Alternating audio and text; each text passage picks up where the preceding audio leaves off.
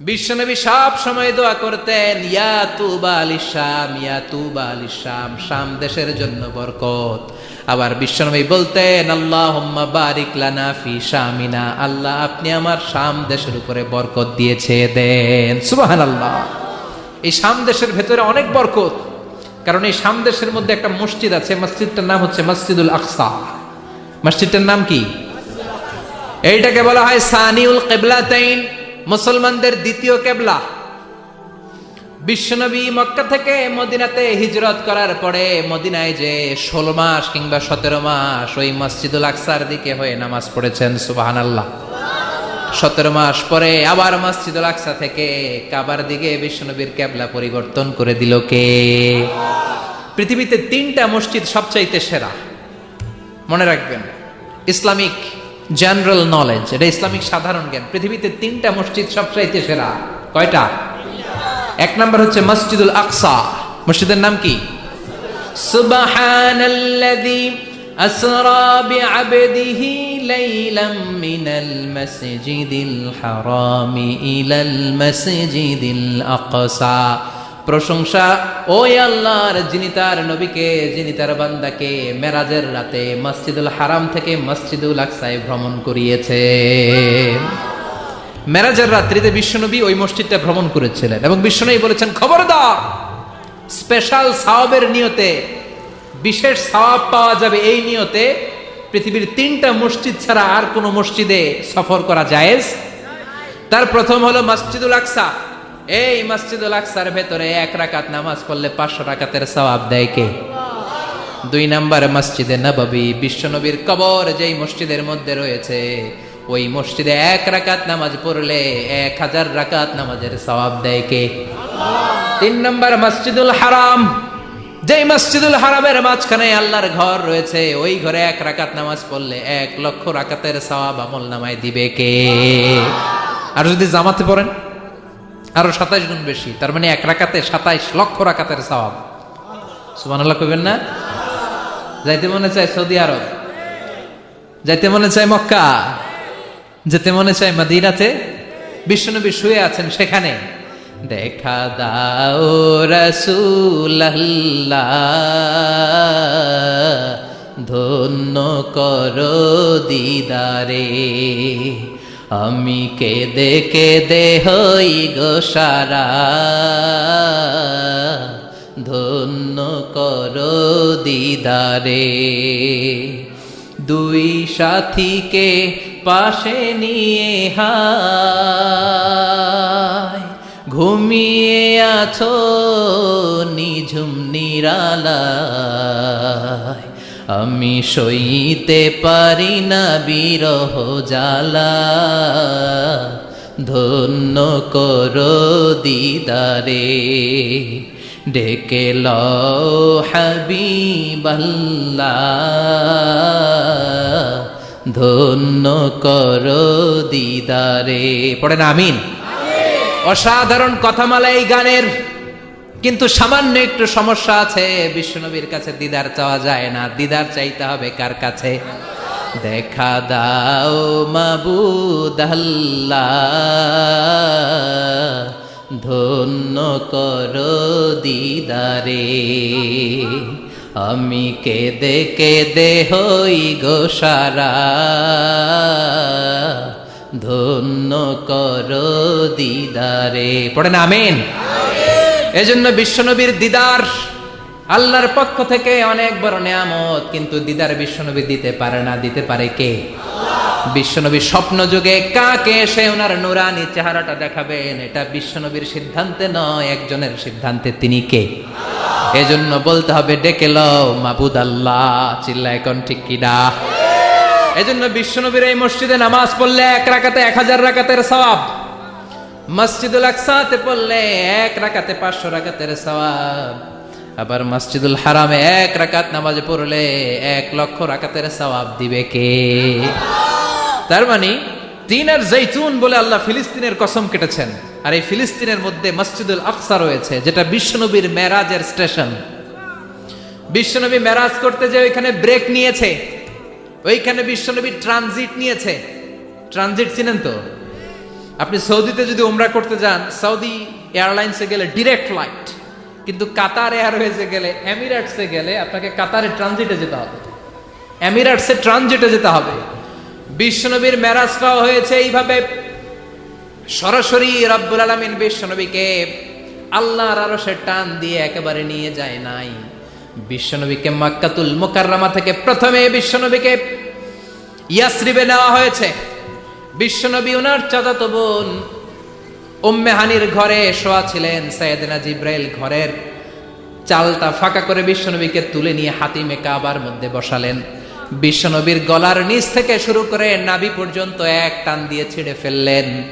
বিশ্বনবীর কলিজাটাকে বের করলেন, জামজামের পানি দিয়ে বিশ্বনবীর কলিজাটাকে ধৌত করলেন, আবার কলিজা ঢুকিয়ে দিয়ে সেলাই করে দিলেন। বিশ্বনবীর পুরো জীবনীতে শুধুমাত্র কেবলমাত্র কয়েকজন সাহাবা বিশ্বনবীকে উদম গায়ে দেখেছে, মানে খালি গায়ে দেখেছে। যে সমস্ত সাহাবারা বিশ্বনবীকে খালি গায়ে দেখার সুযোগ পেয়েছে, তারা বলেছে আমরা বিশ্বনবীর গলা থেকে নাভি পর্যন্ত এই জায়গায় সেলাইয়ের দাগ দেখতে পেয়েছি। সাইয়েদনা জিব্রাইল গলা থেকে নাভি পর্যন্ত কেটে কলবটা বের করে জামজামের পানি দিয়ে ধুয়ে আবার সেট করে দিলেন, এরপর সেলাই করে দিলেন।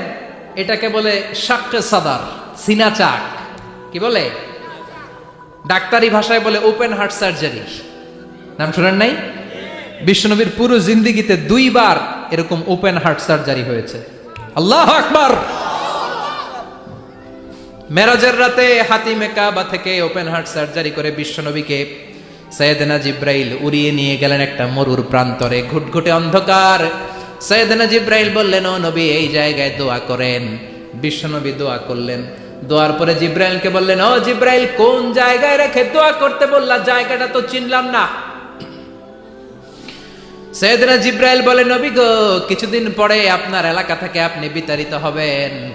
আপনার এলাকা থেকে বিতাড়িত হয়ে যেই জায়গায় আপনি হিজরত করতে যাবেন, এই জায়গাটা হলো ওই জায়গা, হিজরতের জায়গা। জায়গাটার নাম হলো ইয়াসরিব।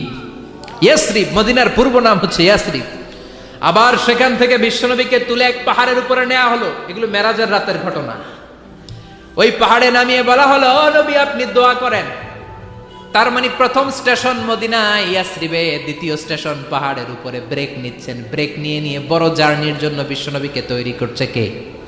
কারণ একটু পরে এমন জোরে টান দিবে 7 আকাশ ভেদ করে আল্লাহর আরশে চলে যেতে হবে। চিল্লা এখন ঠিক কিনা? পাহাড়ের উপরে নামিয়ে বললেন, ও নবী দোয়া করেন। বিশ্বনবী পাহাড়ের উপরে দোয়া করলেন।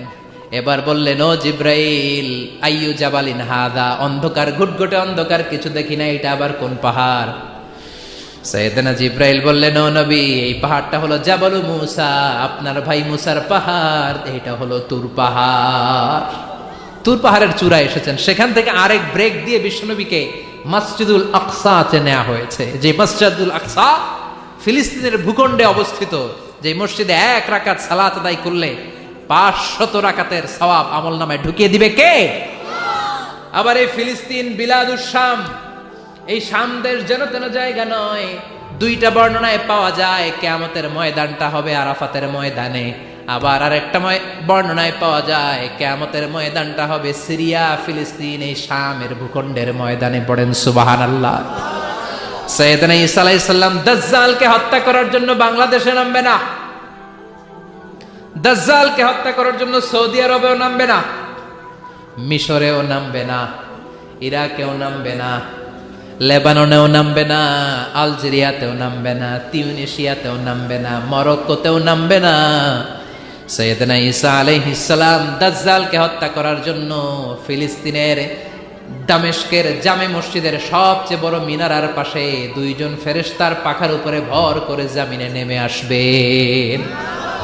এই জায়গাটা অনেক গুরুত্বপূর্ণ জায়গা। আল্লাহ বলেছেন, বারাকনা হাওলা, এই পুরো এলাকাটাকে আমি বরকত দিয়ে ছেয়ে দিয়েছি। পড়েন আল্লাহু আকবার। আবার এই জায়গায় বিশাল একটা যুদ্ধ হবে। ফিলিস্তিনের একটা শহর আছে আল গৌতা। এই গৌতা শহরে মুসলমানদের কেন্দ্রবিন্দু হবে। কিয়ামতের আগ দিয়ে যা যা ঘটবে সব এই ফিলিস্তিনে ঘটবে।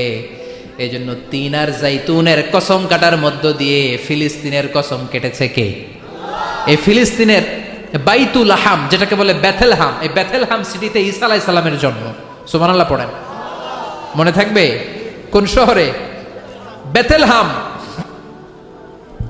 বেথেলহাম শহরে ঈসা আলাইহিস সালামের জন্ম। তার মানে আল্লাহ ঈসা নবীর জন্মস্থানের কসম কাটলেন। এরপরে আল্লাহ বললেন ওয়াতুরে সিনিন, তুর পাহাড়ের কসম, সিনাই পর্বতের কসম। তুর পাহাড় হলো মিশরে, মিশর হলো মূসা আলাইহিস সালামের জন্মস্থান। আর ওয়াহাদাল বালাদিল আমিন, এই নিরাপদ শহরের কসম, মানে মক্কাতুল মুকাররমার কসম। মক্কা মুকাররমা কার জন্মস্থান? জোরে বলেন, আরো জোরে বলেন। বিশ্বনবীর জন্মস্থান। তিনজন বড় বড় পয়গাম্বর যেই তিন দেশে এসেছে, আল্লাহ তিনটা দেশের কসম কাটলেন। তিনটা বড় বড় শরীয়তের ধারক বাহক এই তিনজন নবী, উলুল আজমি মিনার রসুল। এজন্য আল্লাহ বললেন ওয়াত্তিনি ওয়াজ্জাইতুনি ওয়া তুরি সিনিনা ওয়া হাযাল বালাদিল আমিন। তিন আর জাইতুনের কসম, মানে ফিলিস্তিনের কসম। ওয়া তুরি সিনিন, তুর পাহাড়ের কসম, মিশরের সবচাইতে উঁচু পাহাড়, যে পাহাড়ের চূড়ার উপরে উঠে সাইয়েদনা মূসা আলাইহিস সালাম সরাসরি আল্লাহর সাথে কথা বলেছেন। ওয়া কাল্লামাল্লাহু মূসা তাকলিমা, সরাসরি, without any media, without any via, সাইয়েদনা মূসা আলাইহিস সালাম আল্লাহর সাথে কথা বলতেন। পৃথিবীতে চারটা আসমানি কিতাব সবচাইতে সেরা। এক হচ্ছে তাওরাত, দ্বিতীয়ত জাবুর, তৃতীয়ত ইনজিল, চতুর্থত কোরআন। তাওরাত আল্লাহ নাজিল করেছেন সাইয়েদনা মূসা আলাইহিস সালামের উপর, জাবুর নাজিল করেছেন দাউদ আলাইহিস সালামের উপর, ইনজিল নাজিল করেছেন ঈসা আলাইহিস সালামের উপর, আর বিশ্বনবীর উপর নাজিল করেছেন কোরআন। ঠিক কিনা? এই তাওরাতকে রব্বুল আলামিন স্বয়ং নিজ হাতে লিখে কাঠের ফলকের মধ্যে, তক্তার মধ্যে লিখে সাইয়েদনা মূসা আলাইহিস সালামকে দিয়েছেন। সুবহানাল্লাহ। এটাকে আরবিতে বলে আলওয়াহ। লাউহানের প্লুরাল হচ্ছে আলওয়াহ। কাঠের তক্তার মধ্যে আল্লাহ নিজে তাওরাত লিখেছেন। কিসের মধ্যে লিখছেন? কথা বলেন, শুনতেছেন? মনোযোগ আছে? কাঠের তক্তার মধ্যে তাওরাত লিখলেন। লিখে মূসা আলাইহিস সালামকে বললেন, মূসা, ফিহি বুরহান, ফিহি হুদা, ফিহি হিদায়া। এই হচ্ছে তাওরাত কিতাব, আমি নিজ হাতে লিখে দিয়েছি। এর মধ্যে হেদায়েত আছে, এর মধ্যে বরকত আছে, এর মধ্যে বুরহান আছে, দলিল আছে। যাও, এই কাঠের তক্তার মধ্যে লেখা তাওরাত কিতাবকে নিয়ে যাও, বনি ইসরাইলের কাছে এই তাওরাত কিতাবের দাওয়াত দাও। সাইয়েদনা মূসা আলাইহিস সালাম ছিলেন অনেক শক্তিশালী নবী। উনি ভাবলেন অল্প কয়েকটা তক্তা, কাউকে ডাকার দরকার নাই, আমার ভাই হারুন রে লাগবে না, আমি যথেষ্ট। আমার ভাই হারুন রে কষ্ট করে পাহাড়ের উপরে টেনে আনার দরকার নাই, 3-4টা তক্তা আমি নিজেই নিতে পারবো। নিজেই নিতে পারবো মনে করে সাইয়েদনা মূসা আলাইহিস সালাম আল্লাহর লেখা তক্তার উপরে যে তাওরাতের ফলক, এই ফলক ধরে টান দিয়েছে উঠানোর জন্য। আল্লাহ যেহেতু কিতাব দিয়েছে নিয়ে যায়। কিন্তু কি আজীব তামাশা, তক্তা ধরে কাঁধে তুলবে তো দূরের কথা, নাড়াতেই পারে না। সুবহানাল্লাহর আসতে বলেন, নাড়াতেই পারে না। উনার এত শক্তি, উনি এক থাপ্পড় মেরে ফেরাউনের বাবুর্চিকে ওই জায়গার মধ্যে দুনিয়া থেকে বিদায় করেছিলেন। এক ধাক্কা মারলে 10 জন 10 হাত দূরে যেয়ে পড়তো। উনি রেগে গেলে ওনার মাথার চুলগুলো টুপি আর পাগড়ি ভেদ করে উপরের দিকে এরকম খাড়া হয়ে দাঁড়িয়ে যেত। স্বয়ং মালাকুল মাউতকে থাপ্পড় মেরে চোখ কানা করে দিয়েছিলেন। এর কারণ মালাকুল মাউত মানুষের সূরাতে আসছিল আর অনুমতি নেয় নাই। ঘরের মধ্যে ঢোকার আগে অনুমতির দরকার আছে না নাই? কি সুন্দর ইসলাম, হোয়াট এ প্রাইভেসি ইন ইসলাম। কত সুন্দর প্রাইভেসি ইসলাম আমাদেরকে শিখিয়েছে। আপনি ঘরে ঢুকবেন, অনুমতি নিয়ে ঢুকবেন। কার কথা? এক সাহাবী বললেন, নবী আমার ঘরে 2 ঘর। কয়টা? 2টা মাত্র রুম। এক রুমে থাকে আমি, আর এক রুমে থাকে আমার আম্মা জান। যেই আম্মা জানের বুকের দুধ খেয়ে আমি 10 মাস পেটের ভেতরে ছিলাম, 2 বছর বুকের দুধ খেয়ে বড় হলাম। আমার আম্মা জান থাকে এক রুমে, আমি থাকি আর এক রুমে। ও নবী, আমার মায়ের রুমে ঢোকার আগেও কি অনুমতি নেওয়া লাগবে নাকি? বিশ্বনবী বললেন, ও সাহাবা, আতুহিব্বু আন তারাহা উরিয়ানা, do you like to see your mother naked? তুমি কি তোমার মাকে নেকেড দেখতে চাও? তুমি কি তোমার মাকে উলঙ্গ দেখতে চাও? সাহাবী বললেন কাল্লা, কখনোই না। বিশ্বনবী বললেন ইদান তাস্তাআদিন, তোমার মাকে যদি উলঙ্গ দেখতে না চাও তাহলে অবশ্যই অবশ্যই অবশ্যই তোমার মায়ের ঘরে ঢোকার আগে অনুমতি নিয়ে ঢুকবা। সুবহানাল্লাহ। মায়ের ঘরে ঢোকার আগে অনুমতি নিতে হবে। তাহলে ভাইয়ের ঘরে, বোনের ঘরে, ভাবির ঘরে হ্যাঁ ঢুকাই যাবে না। ভাবির ঘরে ঢোকা যাবে? কারো ঘরে ঢোকার আগে অনুমতি নিতে হবে। এটাকে বলে প্রাইভেসি। ইসলামী প্রাইভেসিকে গুরুত্ব দেয়। কারণ আপনি হয়তো এমন একটা সময় চলে যাবেন ঘরের ভিতরে, ঘরের ভেতরে আপনার আম্মা ওই সময় হয়তো হালকা পোশাক পরে, সিম্পল কোনো কাপড় পরে শুয়ে আছে, ঠিক কিনা? ওই পোশাকে সে আপনার সামনে আসতে চায় না। আপনি যখন নক করবেন, আপনি যখন সালাম দিবেন, পারমিশন চাইবেন, সে হয়তো ওনাকে ঢেকে চাদর পরে সুন্দর করে জামাটা পরে তারপরে আপনার সামনে আসবে। চিল্লায় বলেন ঠিক কিনা? এজন্য অনুমতি নিয়ে ঢুকা ফরজ। কারো ঘরে যখন যাবেন আগে সালাম দিবেন, 3 বার সালাম দিবেন। 3 বার সালাম দেওয়ার পরে যদি উত্তর না পাওয়া যায় চলে যাবেন। কার কথা মানতে রাজি আছেন তো? এগুলো মানি না, এই জন্যই ঘরে অশান্তি, ফ্যামিলিতে অশান্তি, চোখের হেফাজত নাই, নজরের হেফাজত নাই। এই নজরের লাগাম যদি টেনে ধরতে পারেন, ফ্যামিলির 50% সমস্যা এমনিই চলে যাবে। চিল্লা এখন ঠিক কিনা? সাইয়েদনা মুসা আলাইহিস সালামের কাছে মালাকুল মাউত, মৃত্যুর ফেরেশতা, মানুষের সূরাতে এসেছিল, অনুমতি নেয় নাই, হুট করে ঘরে ঢুকছে। ঢুইকা কয় আনা মালাকুল মাউত, আমি মৃত্যুর ফেরেশতা, জিইতু আন আকবাদা রূহাক, আপনার রূহ কবজ করতে আসছি। মুসা আলাইহিস সালাম দেখতেছে একজন সলিমুদ্দি। মুসা নবী দেখে কি, আর সলিমুদ্দি কয় কি, আমি মালাকুল মাউত। ভেজাল আছে না নাই? সাইয়েদনা মুসা আলাইহিস সালাম দেখে দিব্যি সাধারণ মানুষ, আর সে বলে আমি তোমার রূহ কবজ করতে এসেছি। মুসা আলাইহিস সালাম রেগে গেলেন। অনেক মেজাজওয়ালা নবী ছিলেন। রাগের চোটে এক থাপ্পড় দিলেন। থাপ্পড় খেয়ে মালাকুল মাউতের এক চোখ নাই। বুখারীর বর্ণনা, ফাসাক্কাহু ফাফাকুআ আইনা, থাপ্পড় মারলেন, চোখ শেষ। মালাকুল মাউত বাঁচার জন্য দিলেন দৌড়। এক দৌড়ে আল্লাহর আদেশে আল্লাহর আরশে চলে গেলেন। যে বলে মাবুদ এমন নবীর কাছে পাঠিয়েছেন, আরসালতানি ইলা আবদিন লা ইউরিদুল মাউত, এমন বান্দার কাছে পাঠিয়েছে ওই বান্দা মরতে চায় না, খালি মারতে চায়। কি করতে চায়?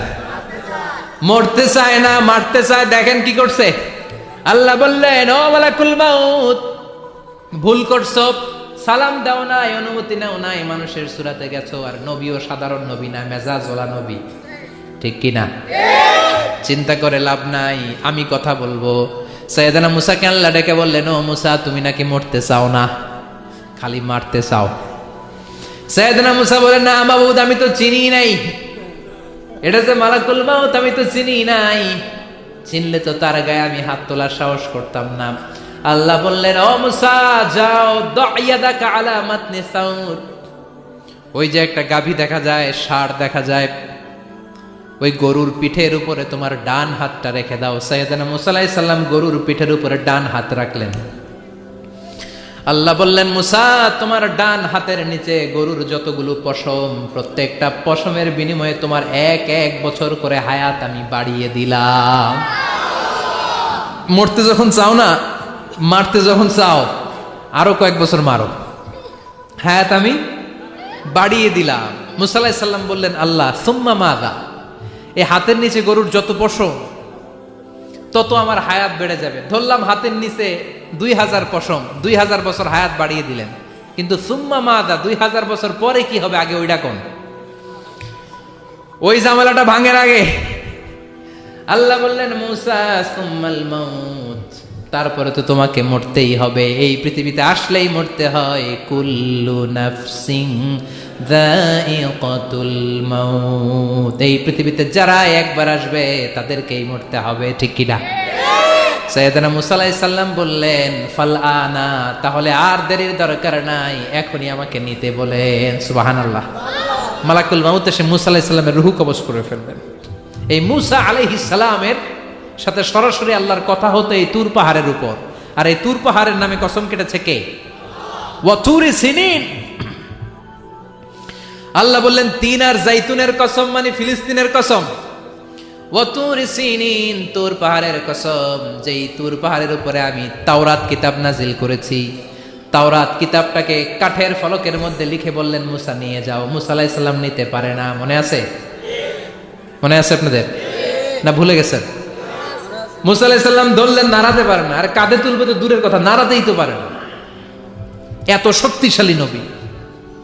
তাওরাতের যে আলওয়াহুত তাওরাত, তাওরাতের ফলক, এই বাণীগুলো নিয়ে বাণীবাহকের কাজ করবে, বার্তাবাহকের কাজ করবে, বনী ইসরায়েলের কাছে এই পয়গাম পৌঁছে দিবে, কিন্তু তুলতেই তো পারে না। আল্লাহর ডেকে বলে, আল্লাহ পারি না। আল্লাহ বললেন, ট্রাই করো, ট্রাই এগেইন, আবার চেষ্টা করো, দেখো না পারো কিনা। হাউইল সাইয়েদনা মুসা আলাইহিস সালাম ভাবলেন, এই দিক দিয়ে পারি না, ওই দিক দিয়ে ধরলে মনে হয় পারবো।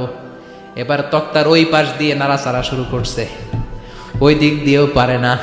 এবার ভাবলেন, এক কাজ করি, মাঝখান দিয়ে দেখি নাড়াতে পারি কিনা।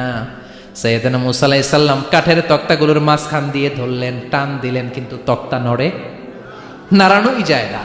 কাঁধে তুলবে তো দূরের কথা।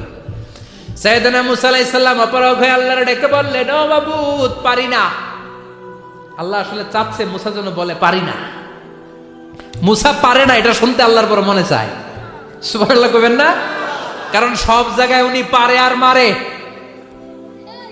আজকে সাইয়েদনা মুসা আলাইহিস সালামের কণ্ঠে আল্লাহ শুনতে চায়, আল্লাহ আমি অপারগ, আমি পারি না। সাইয়েদনা মুসা আলাইহিস সালাম বলে, আল্লাহ সাইয়েদনা জিব্রাইলকে যদি বলেন আমারে যদি একটু সাহায্য করে, আমার কাঁধে তুলে দিলে আমি নিয়ে বাড়িতে যাব। সাইয়েদনা জিব্রাইলকে একটু বলেন। আল্লাহ বললেন, যাও জিব্রাইল, হেল্প আউট মুসা, মুসা আলাইহিস সালামকে সাহায্য করো। এবার সাইয়েদনা মুসা আলাইহিস সালাম ধরলেন এই দিকে, সাইয়েদনা জিব্রাইল ধরলেন এই দিকে। দুইজন মিলে তাওরাত লেখা কাঠের তক্তাগুলো উঠাতে চাইলেন, কিন্তু কি আজীব তামাশা, সাইয়েদনা জিব্রাইলও পারে না। সাইয়েদনা মুসা আলাইহিস সালাম বললেন, ও ভাই জিব্রাইল, চলো জায়গা চেঞ্জ করি, তুমি এদিক দিয়ে ধরো, আমি ওই দিকে ধরি, আবার জোরসে টান মারো। দেশ গ্রামে কয় না জোরসে টান, এইও সিস্টেমে দুইজন মিলে টানে, কিন্তু নাড়াতেই পারে না। আগে তো হাতে নিবে, তারপরে কাঁধে তুলবে, দুইজনেও পারে না। গায়ে যত জোর আছে সাইয়েদনা মুসা আলাইহিস সালাম জোরসে টান দিলেন, যত জোর, সব জোরকে একসাথে করে তিনি টান দিয়েছেন। টানের চোটে দেহের প্রতিটা লোমকূপ থেকে ঘাম বেরোতে শুরু করেছে। টানের চোটে রক টান খেয়ে যাচ্ছে, কোমরের রক ছিঁড়ে যাওয়ার অবস্থা, কিন্তু কাঠের ফলকগুলো নাড়ানো যায়। সাইয়েদনা মুসা আলাইহিস সালাম বললেন, আল্লাহ জিব্রাইলও পারে না। জিব্রাইলের সাথে হাজার হাজার সহকারী ফেরেশতা, তাদেরকে একটু বলেন হেল্প করার জন্য। সুবহানাল্লাহ পড়েন। হাজার হাজার ফেরেশতা তুর পাহাড়ের উপর সবাই মিলে জোরে জোরে টান দেয়, জোরে জোরে টান দেয়। সবাই মিলে চেষ্টা করে তাওরাত লেখা ফলক এক প্রান্ত থেকে আরেক প্রান্ত কোনো জায়গা দিয়ে ধরে 1 ইঞ্চি নাড়াতে পারে না। এই অবস্থা দেখে আল্লাহ বললেন, ঘটনা কি? আল্লাহ পারি না। সাইয়েদনা মুসা আলাইহিস সালাম কি বলে? আল্লাহ পারি না। আল্লাহ বললেন, মুসা, এই ফলকগুলোর এত ওজন নয়, কাঠের এই তক্তাগুলোর এত ওজন নয়, কিন্তু এই কাঠের তক্তার মধ্যে যে বাণীগুলো লেখা হয়েছে, বাণীগুলো কার? এটা আমার বাণী, আমার কথা। এই জিনিসটা বোঝানোর জন্য আমি এটার ওজনকে ভারী করে দিয়েছি। এবার জিব্রাইলের সহকারী ফেরেশতা লাগবে না, জিব্রাইলের সহযোগিতা লাগবে না, তোমার গায়ে আমি যেই জোর দিয়েছি, টান দিয়ে দেখো সবগুলারে কাঁধে তুলে নিতে পারবা। সাইয়েদনা মুসা আলাইহিস সালাম এবার বিসমিল্লাহ বলে সবগুলো তাওরাত লেখা কাঠের তক্তাগুলো কাঁধে নিয়ে এক দৌড়ে বাড়ি। আল্লাহু আকবার।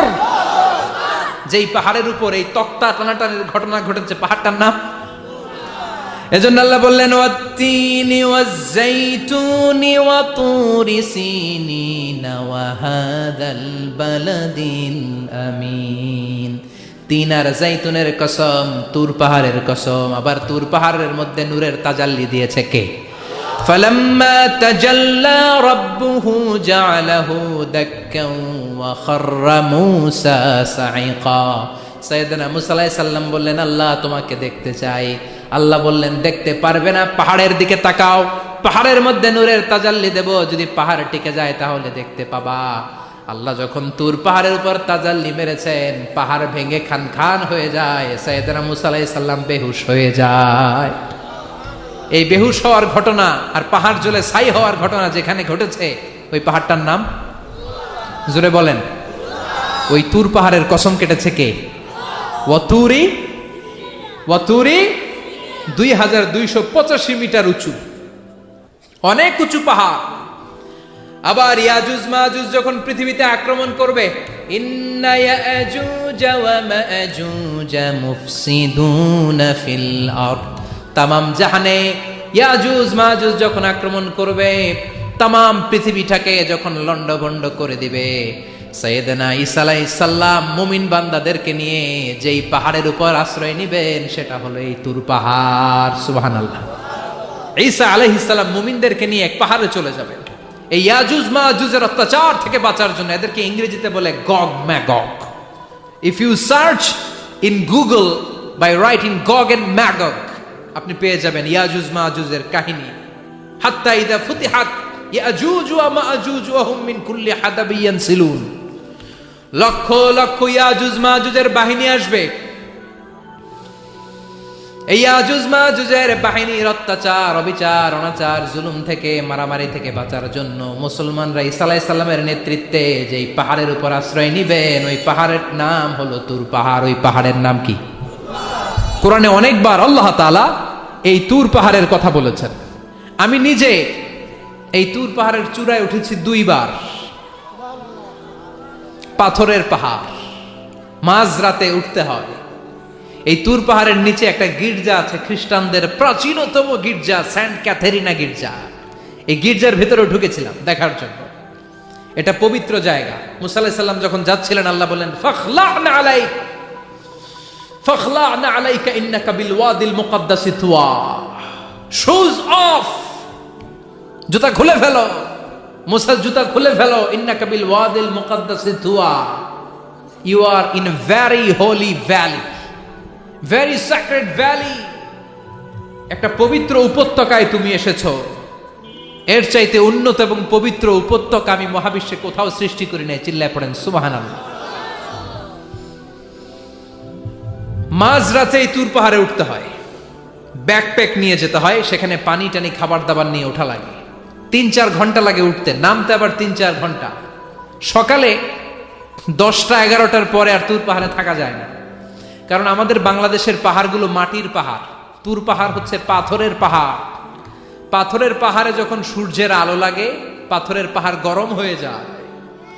আমরা মাঝরাতে উঠতে শুরু করলাম। আমরা যখন উঠতেছি দেখলাম ক্রিশ্চিয়ান কমিউনিটির একটা গ্রুপ, তারাও উঠছে, ইহুদিদের একটা গ্রুপও উঠছে, কারণ এটা 3 ধর্মের লোকদের কাছে তীর্থস্থান। এই তুর পাহাড়ের চূড়ায় ছোট্ট একটা মসজিদ আছে, 7-8 জন নামাজ পড়া যায়। খ্রিস্টানদের একটা গির্জা আছে, ইহুদিদের একটা সিনাগগ আছে। ফজরের সময় উঠলাম, পুরো সিলসিলাতুল জিবাল তুর পাহাড় দেখলাম, অবাক হলাম। এই পাহাড়ে বিশ্বনবী মেরাজের রাতে নেমে দোয়া করেছেন, ঠিক কিনা? এই পাহাড়ে ঈসা আলাইহিস সালাম মুমিনদেরকে নিয়ে ইয়াজুজ মাজুজের আক্রমণ থেকে বাঁচার জন্য আশ্রয় নেবেন। এই তুর পাহাড়ের কসম কোরআনের ভেতরে কেটেছে কে? এজন্য আল্লাহ বললেন ওয়াত্তিনি ওয়াজ-যাইতুনি ওয়া তুরি সিনিন ওয়া হাযাল বালাদিল আমিন। তিন আর যাইতুনের কসম, ওই মিশরের তুর পাহাড়ের কসম, ওয়া হাযাল বালাদিল আমিন, এই নিরাপদ শহরের কসম। শহরটার নাম কি? কি নাম? এই নিরাপদ শহর দ্বারা আল্লাহ বুঝিয়েছে মক্কা, না ফিলিস্তিন না। ফিলিস্তিন হচ্ছে প্রথমটা, কিন্তু হাযাল বালাদিল আমিন, এই নিরাপদ শহর দিয়ে আল্লাহ বুঝিয়েছেন মক্কা শহরকে। চিৎকার করে বলবেন কোন শহর? মক্কা শহর। এই মক্কা শহরের আগের নাম বাক্কা। মক্কার আগের নাম কি? জোরে বলেন, আরো জোরে। ইন্না আউওয়ালা বাইতিন উদিআ লিন-নাসি লাল্লাযী বিবাক্কাতা মুবারাকা হুদাল লিল আলামিন। নিশ্চয়ই পৃথিবীর সর্বপ্রথম ঘর যেই শহরের মধ্যে আমি আল্লাহ স্থাপন করলাম, শহরটার নাম হলো বাক্কা শহর। কি শহর? এই বাক্কা পরে চেঞ্জ হয়ে হয়েছে মক্কা। আল্লাহু আকবার। তার মানে আজকে জানলেন মক্কা শহরের আগের নাম হলো বাক্কা। আগের নাম কি? মক্কা শহরে অনেক হোটেল আছে, ওই হোটেলের নাম ফুন্দুক বাক্কা। দেখছেন? ফুন্দুক বাক্কা মানে বাক্কা হোটেল। এই বাক্কা হচ্ছে মক্কার আগের নাম, মনে থাকবে? আল্লাহ বললেন হাযাল বালাদিল আমিন, এই নিরাপদ শহরের কসম, এই শহরের চেয়ে নিরাপদ শহর পৃথিবীর মধ্যে ইউসাউইরুকুম ফিল আরহামি কাইফা ইয়াশা লা ইলাহা ইল্লা হুয়াল আজিজুল হাকিম। তিনি হলেন এমন সত্তা যিনি মায়ের পেটে থাকা অবস্থায় তোমাদের চেহারার ডিজাইন করে দিয়েছে। চিল্লায়া বলেন সুবহানাল্লাহ। তাহলে চারটা কসম কেটে আল্লাহ যে দামি কথাটা বললেন, লাকাদ খালাকনাল ইনসানা ফি আহসানি তাকওয়িম, সুন্দর আকৃতিতে তৈরি করেছি। এজন্য সুন্দর চেহারাটা নিয়ে যখন আয়নার সামনে দাঁড়াবেন তখন আপনি আয়নার দোয়া পড়বেন আল্লাহুম্মা হাসসানতা খালকি ফাহসিন খুলুকি। বিশ্বনবীর চেহারা সুন্দর বেশি না কম? জোরে বলেন। চাঁদের চেয়ে সুন্দর তুমি নবী আমার কামলিওয়ালা, চাঁদের চেয়ে সুন্দর তুমি নবী আমার কামলিওয়ালা। দু জাহানের বাদশাহ তুমি প্যারা নবী সাল্লে আলা, দু জাহানের বাদশাহ তুমি প্যারা নবী সাল্লে আলা। চাঁদের চেয়ে সুন্দর তুমি নবী আমার কামলিওয়ালা। সুবহানাল্লাহ। বিশ্বনবীর চেহারাটা বড় সুন্দর ছিল। এত সুন্দর চেহারার মানুষ পৃথিবীতে দ্বিতীয়টা নাই। ওই চেহারা নিয়ে বিশ্বনবী আয়নার সামনে যখন দাঁড়াতেন উনি বলতেন আল্লাহুম্মা হাসসানতা খালকি ফাহসিন খুলুকি। এর মানে হলো আল্লাহ আমার চেহারাটা আপনি যেমন সুন্দর করেছেন আমার চরিত্রটাও সুন্দর করে দিয়ে। This is the attitude. এটাকে বলা হয় attitude. What a marvellous amazing attitude he belongs. বিশ্বনবীর কি সুন্দর অ্যাটিটিউড ছিল। সুন্দর চেহারা নিয়ে আয়নার সামনে দাঁড়িয়ে তিনি বলতেন, আল্লাহ আমার চেহারাটা যেমনি সুন্দর করেছো আমার চরিত্রটাকেও সুন্দর করে দাও। আমার বাহিরটা যেমন সুন্দর আল্লাহ আমার ভেতরটারেও সুন্দর করে দিও। পড়েন আমিন। এই আয়নার দোয়া পারেন তো? আয়নার সামনে দাঁড়ায় এই দোয়া পড়েন তো? নাকি বলেন আয়না বসাইয়া দিও কলবের ভিতর? এগুলো বলবেন? পড়েন আল্লাহুম্মা হাসসানতা খালকি ফাহসিন খুলুকি, আল্লাহুম্মা হাসসানতা খালকি ফাহসিন খুলুকি। হে আল্লাহ, সবাই বলেন হে আল্লাহ তুমি আমার চেহারাটা সুন্দর করেছো, তুমি আমার চরিত্রটাও সুন্দর করে দিও। আমিন। আর জোরে পড়েন আমিন। এই জন্য নিজে যখন আয়নার সামনে দাঁড়াবেন এটা বলবেন, আপনার স্ত্রী যখন আয়নার সামনে দাঁড়ায় তখন এইটা বলবেন, আপনার বাচ্চা যখন আয়নার সামনে দাঁড়ায় তখন এই দোয়া পড়বেন। রাজি আছেন তো? আয়নার সামনে দাঁড়িয়ে আমরা বলবো হাসসানতা খালকি, আল্লাহ তুমি আমার চেহারাটা সুন্দর করেছো। আমরা সবাই সুন্দর, আমরা সবাই সুন্দর। যার কালার কালো, কালো চামড়ার লোক, তার মধ্যে একটা সৌন্দর্য আছে না নাই? আল্লাহ বললেন এই কালো আর ধলো এগুলো তো বাইরে। ওয়াখতিলাফু আলওয়ানিকুম ওয়া আলসিনাতিকুম, তোমাদের গায়ের রঙের ভিন্নতা, ভাষার ভিন্নতা, এগুলো আল্লাহর মিরাকেল। একজন সাদা, একজন কালো, একজন ধূসর বর্ণের, এক একজনের চেহারার সাথে আরেকজনের চেহারার মিল নাই। সুবহানাল্লাহ। এটাই সৌন্দর্য। এজন্য আল্লাহ বললেন লাকাদ খালাকনাল ইনসানা ফি আহসানি তাকওয়িম, আমি গোটা মানব জাতিকে চমৎকার একটা স্টাইল দিয়ে তৈরি করেছি। এই স্টাইলের সাথে পৃথিবীর কোনো প্রাণীর কোনো মিল থাকে না। সুবহানাল্লাহ। কি অসাধারণ আমাদের কাঠামো। আপনি যদি হিউম্যান ব্রেইন নিয়ে চিন্তা করেন, আমাদের ব্রেইনের ক্যাপাসিটি কিন্তু অনেক বেশি। এই পৃথিবীতে সবচেয়ে পাওয়ারফুল যে কম্পিউটার আবিষ্কার করা হয়েছে এটার নাম ক্রে-1 সুপার কম্পিউটার।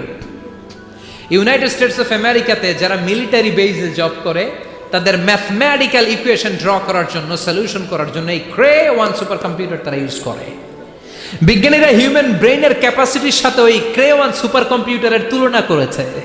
তারা তুলনা করে দেখেছে ক্রে-1 সুপার কম্পিউটারের চেয়েও আমাদের ব্রেইন শতগুণ বেশি শক্তিশালী। আমাদের হেয়ারিং সিস্টেম নিয়ে যদি আপনি গবেষণা করেন অবাক হয়ে যাবেন। এই যে কানের মধ্যে এখানে পেঁচানো দেখা যায়, এটা কি আল্লাহ এমনি এমনি দিছে? মা খালাকতা হাযা বাতিলা, এমনি এমনি আল্লাহ কিচ্ছু দেয় নাই। এই পেঁচানো ডিজাইন না থাকলে আপনি শুনতে পেতেন না। আপনার কান দুইটা যদি কেটে কান কাটা রমজান করে দেয় আপনি কোনো আওয়াজ শুনতে পাবেন না।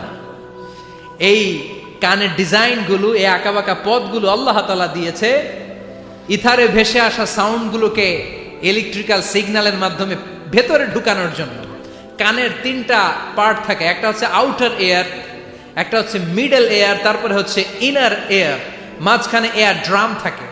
এই আউটার এয়ার থেকে, মিডল এয়ার থেকে, তারপরে ইনার এয়ারে ইলেকট্রিক্যাল সিগন্যাল দিয়ে বাতাসে ভেসে আসা এই সাউন্ডের ওয়েভগুলো, এই তরঙ্গগুলোকে ইলেকট্রিক্যাল সিগন্যাল দিয়ে ট্রান্সমিট করে ব্রেইনের হেয়ারিং নার্ভের কাছে পাঠিয়ে দেয়। এই সূক্ষ্ম কাজগুলো হতে আসলে অনেক সময় লাগে, কিন্তু 1 সেকেন্ডের মধ্যে আমি বলছি আর আপনারা সেকেন্ডে শুনছেন। চিল্লা এখন সুবহানাল্লাহ। আবার কান যেখানে রাখা দরকার আল্লাহ ওইখানে রাখলেন, চোখ দুইটা যেখানে দেয়া দরকার ওইখানে দিলেন, নাক যেখানে দেয়া দরকার ওইখানে, মুখ যেখানে দেয়া দরকার। এর চেয়ে সুন্দর করে কি আর তৈরি করা যেত? নাক এইখানে না রেখে অন্য জায়গায় সেট করলে কি বেশি সুবিধা হতো? নাক যদি পেছনে থাকতো, খাওয়ার সময় খাবারটা বাসি না ভালো এটা ঘ্রাণ নেয়ার জন্য সব সময় খাবার পেছনে নিয়ে ধরা লাগতো, ঠিক কিনা? তার মানে নাক এই জায়গায় রাখাতে সুবিধা হয়েছে না? সুবহানাল্লাহ কইবেন না? কি সুন্দর মুখটা দিলেন, হ্যাঁ, কি সুন্দর চোখ দিলেন। এই কান দিয়ে আমরা শুনি, দেখেন কানের সেটিংটা কত সুন্দর। ধরেন ফর এন এক্সাম্পল, উদাহরণস্বরূপ, এই কানটা আল্লাহ এইখানে না রেখে এই কান যদি আপনার এই বাম বগলের ভিতরে দিত, আর এই কান যদি আপনার এই বগলের নিচে দিত, তাহলে আজকে মিজানুর রহমান আজহারের ওয়াজ শোনার জন্য সবার এইভাবে বসে থাকা লাগতো 1.5 ঘন্টা। কারণ এইভাবে এখন যেভাবে আছেন এইভাবে বসে থাকলে তো কান চাপা পড়ে যেত, কথা একটাও শোনা যেত না। সুবহানাল্লাহ কইবেন না? চোখের সেটিংটা কত সুন্দর। চোখ এইখানে না রেখে যদি মাত্র 2 ইঞ্চি উপরে এইখানে দিত, সেজদা দিতে পারতেন? শীতকালে যে ফুটবল খেলেন হেড দিতে পারতেন? হেড দিতে গেলে বল চোখের মধ্যে লাগা চোখ শেষ। সুবহানাল্লাহ পড়েন। কি অসাধারণ অবকাঠামো! এই হিউম্যান অ্যানাটমি নিয়ে গবেষণা করলে মানুষ অবাক হয়ে যায়। দেহের ভেতরে কি সমস্ত যন্ত্রপাতি দিলেন, কিডনি দিলেন, গল ব্লাডার দিলেন, হার্ট দিলেন, লাং দিলেন। যেখানে যে অঙ্গটা রেখে দেওয়া দরকার ঠিক সেইভাবে মায়ের পেটে থাকতেই আমাদের ডিজাইন দিয়েছে কে? এতগুলো ডিজাইনের মালিক কে? 600 কোটি মানুষ যদি পৃথিবীতে থেকে থাকে তাহলে 600 কোটি ডিজাইন লাগছে না ওনার? আরো কয়শো কোটি আসবে আমরা জানি? কয়শো কোটি ডিজাইন চলে গেছে জানি? একটা ডিজাইনের সাথে আরেকটা ডিজাইনের মিল আছে? চিৎকার করে বলেন এই কারিগরটা কে? এজন্য আল্লাহ বলেন 4টা জিনিসের কসম কেটে তোমাদেরকে আমি যেটা বলবো শোনো। লাকাদ খালাকনাল ইনসানা ফি আহসানি তাকওয়িম। আমি মানুষের আকৃতিটা, মানুষের চেহারাটা বড্ড সুন্দর করে তৈরি করেছি। এত সুন্দর করে আল্লাহ তৈরি করেছেন, এর কোনো বাতিল নাই, কোনো বিকল্প নাই। চোখ যেমন হওয়া দরকার ঠিক তেমন। এই চোখ নিয়ে কত গবেষণা হয়েছে শুনলে অবাক হয়ে যাবেন।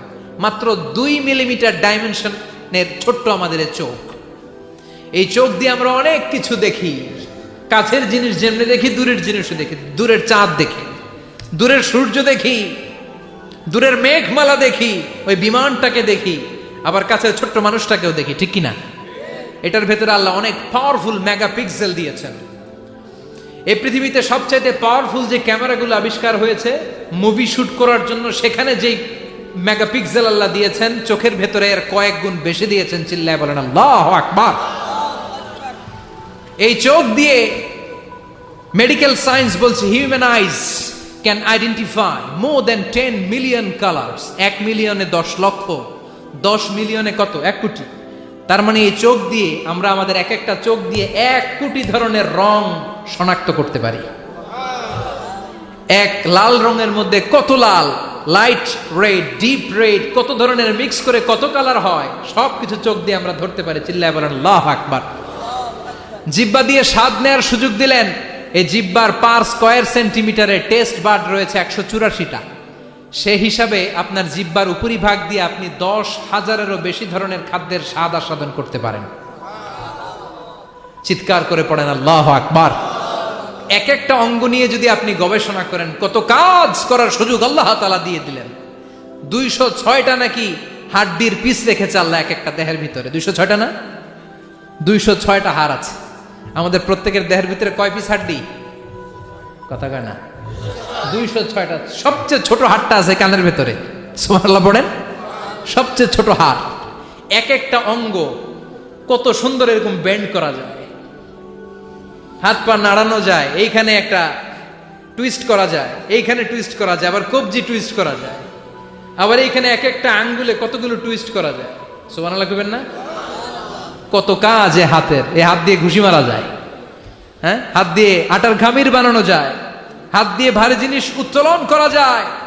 আবার এই হাত দিয়ে দেখেন ক্রিকেটাররা কি সুন্দর বল করে, এটা দিয়ে স্পিন বল করে, লেগ স্পিন করে, অফ স্পিন করে, পেস বল করে, এক হাতের মধ্যে কত কারসাজি, সুবহানাল্লাহ করে না? আবার বা হাতে স্পিন করে না, বল এদিকে পড়ে ওদিকে চলে যায়, আছে না নাই? আবার এই আঙ্গুল দিয়ে কত কাজ, বাজার থেকে বাজার করে যখন বাজারের ব্যাগ যখন নিয়ে আসেন, হাতে ধরেন নাকি আঙ্গুলে ধরেন, কত কাজ। এই আঙ্গুল দিয়ে মোবাইল টিপে আমরা মোবাইল ইউজ করি, আঙ্গুল দিয়ে ল্যাপটপে আমরা টাইপ করি।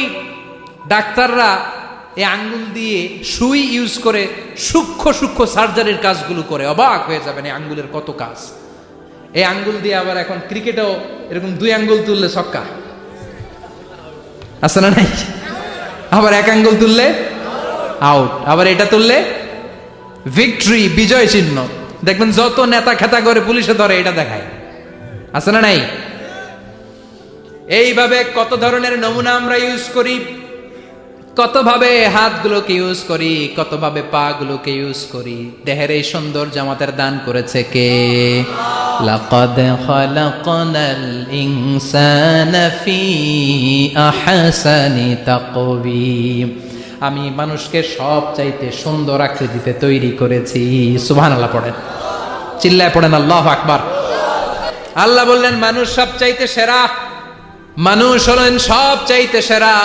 মানুষ যখন সেরা হয়, মানুষের চাইতে সেরা কেউ হয় না। আবার মানুষ যদি নিকৃষ্ট হয়ে যায়, মানুষের চাইতে নিকৃষ্ট কেউ হতে পারে না, ঠিক কিনা? আল্লাহ বললেন মানুষের আকৃতি আমি বড্ড চমৎকার করে বানালাম। সবচেয়ে সুন্দর আকৃতি মানুষের, সবচেয়ে সুন্দর আকৃতি কার? জোরে বলেন। সবচেয়ে বেশি মর্যাদা কার? আশরাফুল মাখলুকাত কে? আশরাফুল মাখলুকাত কে? চিল্লায়া বলেন। নাকি হাতি? রয়্যাল বেঙ্গল টাইগার শক্তিশালী না? এটা এটা তো মানুষ খেয়ে ফেলায়, তো এটাই না আশরাফুল মাখলুকাত হওয়া দরকার? হাতি সবচেয়ে শক্তিশালী না? তো এইটাই না আশরাফুল মাখলুকাত হওয়া দরকার? এগুলো কোনটাই আশরাফুল মাখলুকাত নয়। আশরাফুল মাখলুকাত হচ্ছে মানুষ। আশরাফুল মাখলুকাত কি? চিল্লায় বলেন আশরাফুল মাখলুকাত কে? এজন্য আল্লাহ বললেন লাকাদ খালাকনাল ইনসানা ফি আহসানি তাকওয়িম। আমি মানুষকে চমৎকার আকৃতি দিয়ে তৈরি করেছি। সুম্মা রাদাদনাহু আসফালা সাফিলিন। আবার মানুষকে আমি একেবারে নিম্নগামী করেছি। উপরে যেমনি নিয়েছি, আবার মানুষকে নিম্নগামীও করেছি। তার মানে মানুষ যদি সম্মানিত হয়, মানুষের চেয়ে বেশি সম্মানিত কেউ হতে পারে? মানুষ যদি সম্মানিত হয়, মানুষের চেয়ে সম্মানিত হওয়ার সুযোগ কারো আছে? দলিল কি? দলিল হচ্ছে বিশ্বনবী যখন মেরাজে যাচ্ছিলেন, একটা সার্টেন লেভেল, যে একটা নির্দিষ্ট জায়গায়, যে সাইয়েদনা জিব্রাইল বললেন ইয়া রাসূলুল্লাহ আমি আর উপরে যেতে পারবো না, আমার খেলা এই জায়গায় শেষ, নবী আপনার খেলা এখন শুরু। সুবহানাল্লাহ। ও নবী, এই জায়গার নাম সিদরাতুল মুনতাহা, এটা সীমান্ত বৃক্ষ, এটা হচ্ছে বর্ডার এরিয়া। কি এরিয়া? এটা হলো বর্ডার এরিয়া, এখানে আমার খেলা শেষ।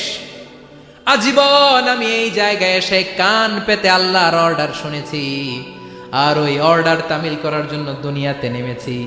আমি জিব্রাইলের উপরে যদি 1 ইঞ্চি উপরে ওঠার চেষ্টা করি, আমার শত শত পাখাগুলোকে জ্বালিয়ে ছাই করে দিবে কে? সাইয়েদনা জিব্রাইলের উপরে যেতে পারে নাই। যেখানে সাইয়েদনা জিব্রাইলের খেলা শেষ, ওইখানে বিশ্বনবীর খেলা শুরু হয়েছিল। কোন সুবহানাল্লাহ। তার মানে মানুষ যখন উপরে ওঠে, এত উপরে উঠে যায়, ফেরেশতাদেরকেও হার মানিয়ে ফেরেশতাদের উপরে চলে যায়। আবার মানুষ যখন নিচে নামতে শুরু করে, শয়তানকেও হার মানিয়ে নিচে চলে যায়, ঠিক কি না? তার মানে হাইয়ার হলে সব দিক দিয়ে হাইয়ার। হাইয়েস্ট তো অল ক্রাইটেরিয়াতে সে হাইয়েস্ট, লোয়েস্ট তো অল ক্রাইটেরিয়াতে সে লোয়েস্ট। মানুষ ভালো হলে এর চেয়ে ভালো আর হয় না, মানুষ খারাপ হলে তার চাইতে খারাপ আর হয় না। এজন্য আল্লাহ বললেন সুম্মা রাদাদনাহু আসফালা সাফিলিন। মানুষকে যেমনি আমি সুন্দর আকৃতি দিয়ে তৈরি করেছি, আবার ওই মানুষকে আমি আল্লাহ নিম্নগামী করেছি। যেটা উপরে ওঠে ওইটা আবার নিচেও নামা লাগে, ঠিক কিনা? কোন কোন তাফসীরে মুফাসসিরিনে ইকরাম বলেছেন আসফালা সাফিলিন দিয়ে বার্ধক্যকে বোঝানো হয়েছে। যৌবনে মানুষের চেহারার সৌন্দর্য বেড়ে যায়। যৌবন যখন ঠিকড়ে পড়ে, একজন তাগড়া যুবক, তার চেহারার মধ্যে যে সৌন্দর্য, ওই ছেলেটাই যখন বুড়ো হয়ে যায় তার চেহারার দিকে কেউ তাকাতে চায় না।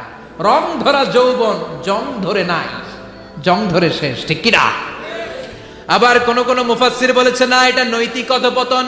সুম্মা রাদাদনাহু আসফালা সাফিলিন, মানুষ যখন নিম্নগামী হয় সবচেয়ে খারাপ হয়ে যায়। এই মানুষের মধ্যে যখন নেফাকি দেখা দেয়, মানুষ যখন মুনাফিক হয়ে যায় সবচেয়ে খারাপ হয়ে যায়। মুনাফিকের চরিত্র যখন একজন মানুষের মধ্যে সে ধারণ করে, নিচে যেতে যেতে এত নিচে সে চলে যায়, শয়তান দেখে অবাক হয়ে যায়।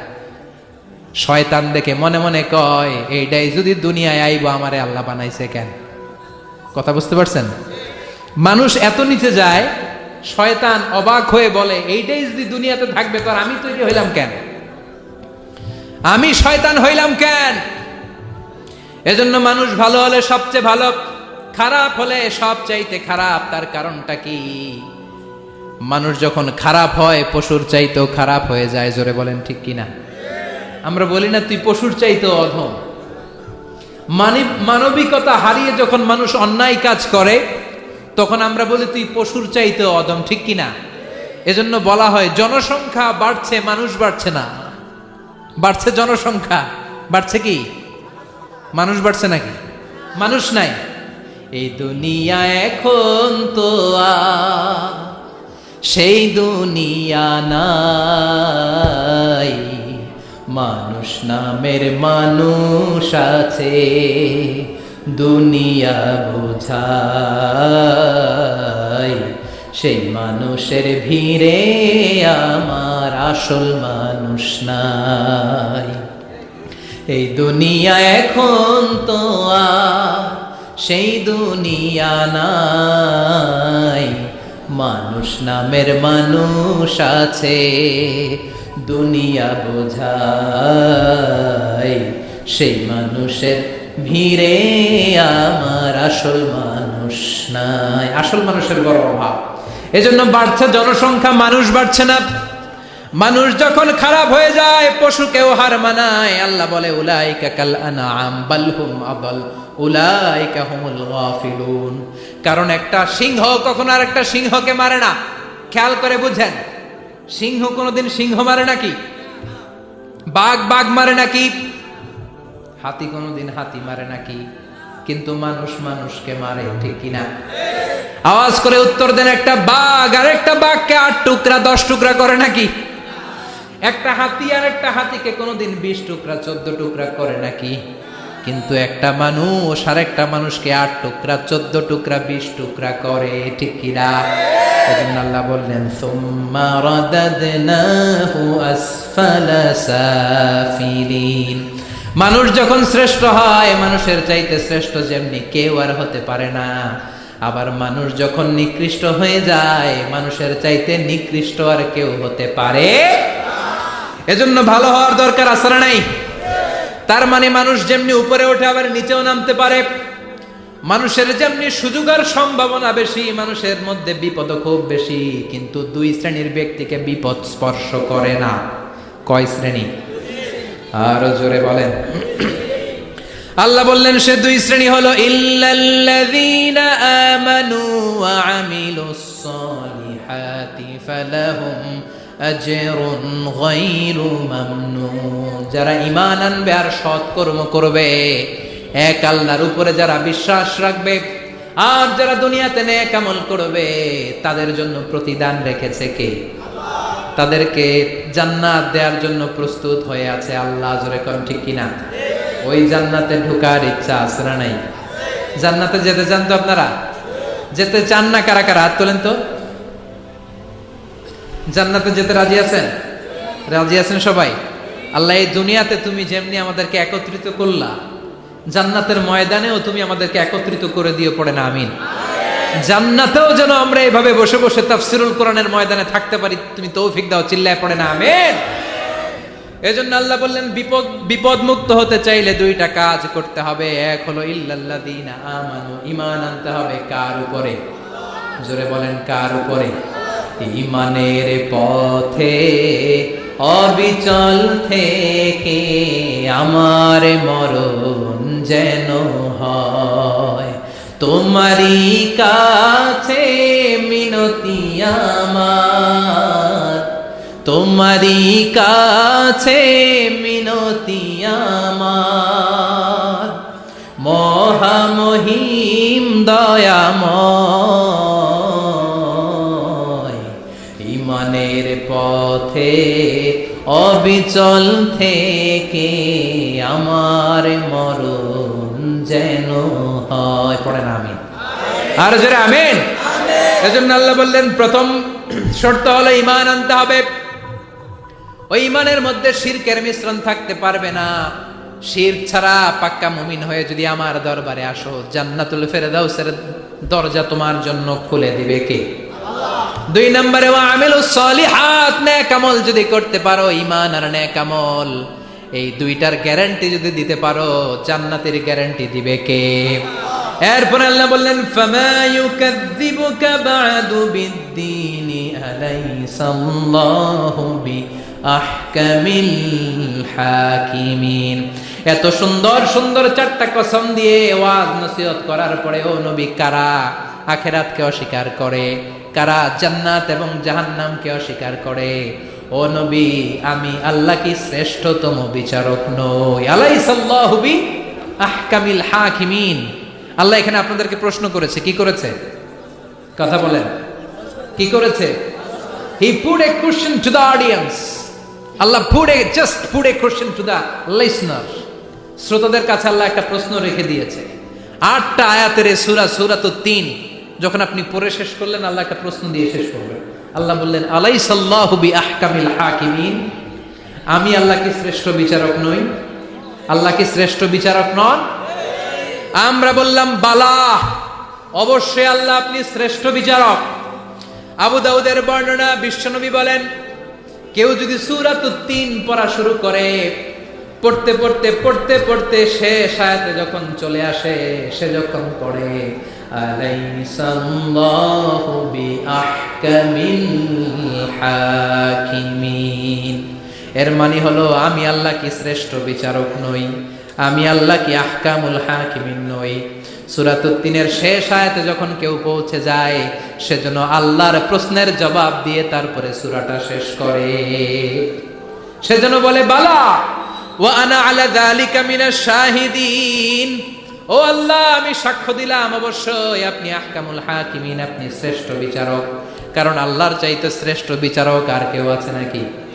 সব বিচারকের বড় বিচারক কে? সবচেয়ে বড় বিচারপতির নাম কি? দুনিয়ার বিচারপতিদের বিচার করবেন যেই বিচারপতি, ওই বিচারপতির নাম কি? আলাইসাল্লাহু বিআহকামিল হাকিমিন, আমি কি শ্রেষ্ঠ বিচারক নই? আল্লাহ প্রশ্ন। Of course you are the জাজ অফ অল জাজেস, আল্লাহ হচ্ছে সব বিচারকের শ্রেষ্ঠ বিচারক। কারণ আল্লাহর বিচারে কোনো দুই নাম্বারই নাই, আছে নাকি? আল্লাহর বিচারে কোনো জুলুম নাই, আছে নাকি? আল্লাহর বিচারের ময়দানে ঘুষ দেওয়ার সিস্টেম নাই, আছে নাকি? আল্লাহর বিচারের দিন কোনো টেলিফোন কলে কোনো কাজ হয় না, আছে নাকি?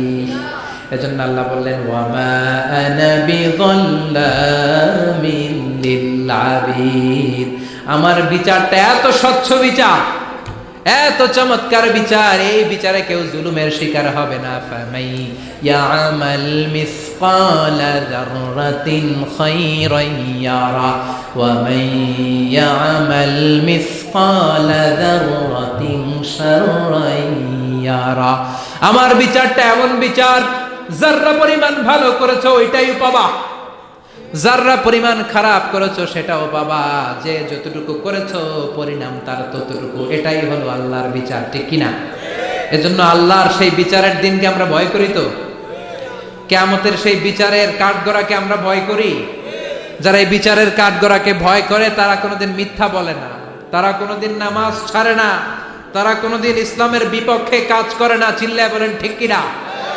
আল্লাহ সব সময় আমাদেরকে ইসলামের পক্ষে থাকার তৌফিক দাও। ঈমানের পথে অবিচল থেকে আমার মরণ যেন হয়। তোমারই কাছে মিনতি আমার, তোমারই কাছে মিনতি আমার, মহামহিম দয়াময়, ইমানের পথে অবিচল থেকে আমার মরণ যেন হয়। চাঁদের চেয়ে সুন্দর তুমি নবী আমার কামলিওয়ালা, চাঁদের চেয়ে সুন্দর তুমি নবী আমার কামলিওয়ালা, দু জাহানের বাদশাহ তুমি প্যারা নবী সাল্লাল্লাহু আলা, দু জাহানের বাদশাহ তুমি প্যারা নবী সাল্লাল্লাহু আলা, চাঁদের চেয়ে সুন্দর তুমি নবী আমার কামলিওয়ালা। দেখা দাও মাবুদ আল্লাহ, ধন্য করো দিদারে, আমি কেঁদে কেঁদে হই গো সারা, ধন্য করো দিদারে। اللهم لك الحمد كله ولك الشكر كله وإليك يرجع الأمر كله علانيته وسره، فأهل أنت أن تحمد وأهل أنت أن تعبد وأنت على كل شيء قدير.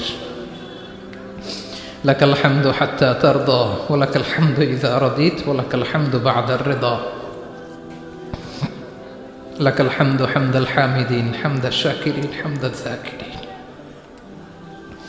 حمدا يوافي نعمه ويدافع نقمه ويكافئ مزيده. لك الحمد كما ينبغي لجلال وجهك وعظيم سلطانك. لك الحمد بالإيمان، لك الحمد بالإسلام، لك الحمد بالقرآن. اللهم آت نفوسنا تقواها، زكها أنت خير من زكاها، أنت وليها ومولاها. اللهم اهدنا فيمن هديت، وعافنا فيمن عافيت، وتولنا فيمن توليت، وبارك لنا فيما أعطيت، وقنا واصرف عنا برحمتك شر ما قضيت، فإنك تقضي بالحق ولا يقضى عليك. اللهم لا تدع لنا ذنبا في مقامنا هذا إلا غفرته، ولا دينا إلا قضيته، ولا هما إلا فرجته، ولا مجاهدا في سبيلك إلا نصرته، ولا ميتا إلا رحمته،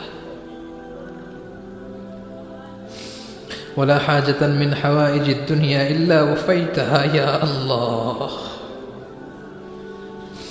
اللهم اجعل القرآن العظيم ربيع قلوبنا ونور صدورنا وجلاء أحزاننا وذهاب همومنا وغمومنا، واجعله شفيعنا يوم الحساب، وارزقنا تلاوته آناء الليل وأطراف النهار.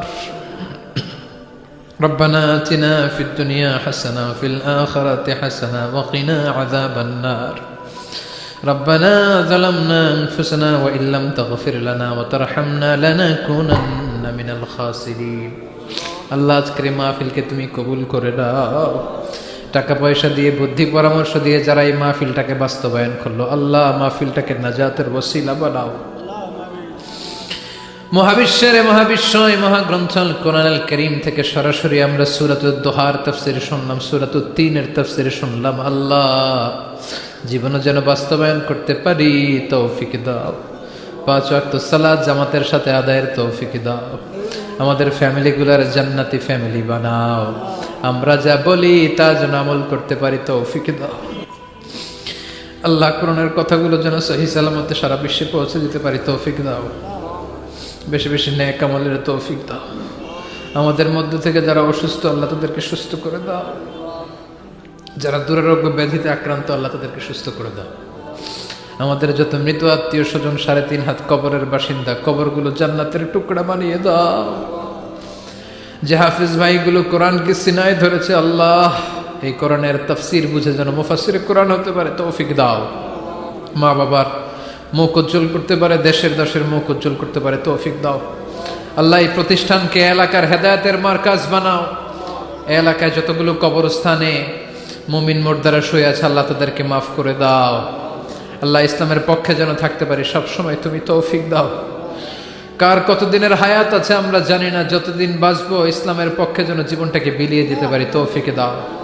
ওয়া সাল্লাল্লাহু তাআলা আলা খাইরি খালকিহি মুহাম্মদ ওয়া আলা আলিহি ওয়া সাহবিহি আজমাইন ওয়ালহামদুলিল্লাহি রাব্বিল আলামিন।